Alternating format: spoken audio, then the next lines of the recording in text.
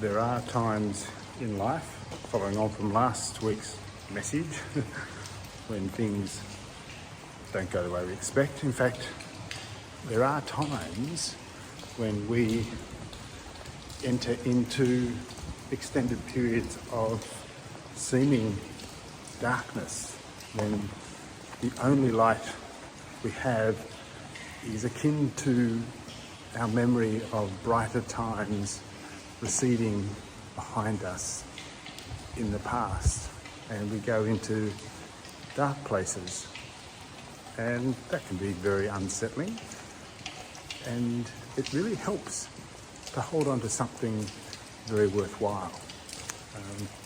One of the reasons I hold on to the church and to the gospel is that I think that it offers to us a whole life, an understanding what life is about, that gets us through both really good times and the really difficult times.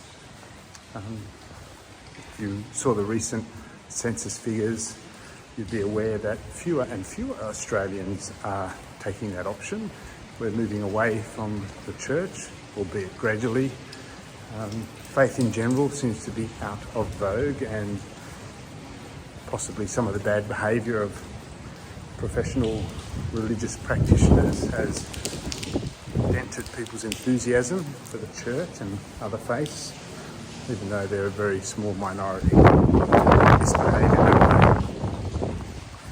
And the success of science and technology to seemingly explain things and give us ever greater control over our environment seems to have given us a sense that we don't really need God or a faith in God anymore. But the thing that really helps me is that if you're going to go through good times or bad times, whatever the times are, you kind of need a good reason to keep going. And while technology and science and freedom from all sorts of restraints or constraints seem like very positive things, and most often they are, they don't give us a story into which to live or to make sense out of what's going on. You might say, well, there is no story, we just got to live.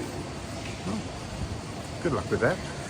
I think ultimately we actually do need a story, because even if your story is pleasure or power or whatever, you'll have one. And I hope it's a good one. I hope it's one that not only gives you life, but gives life to those around you, because our stories need to give life. Our stories need to give life not only to ourselves, but they need to be sustainable. And we need community in order to be sustained as human beings. And so our stories need to sustain good community. And that's actually where I think the gospel wins hands down, because the more people become more like Christ, the better it is for the community. And that's a sustaining story.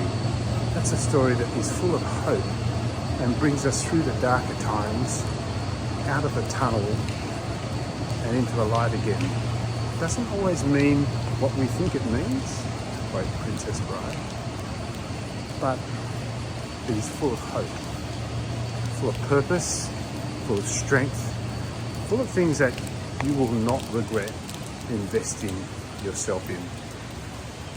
So I'm not preaching at Mustard Seed for the next couple of weeks.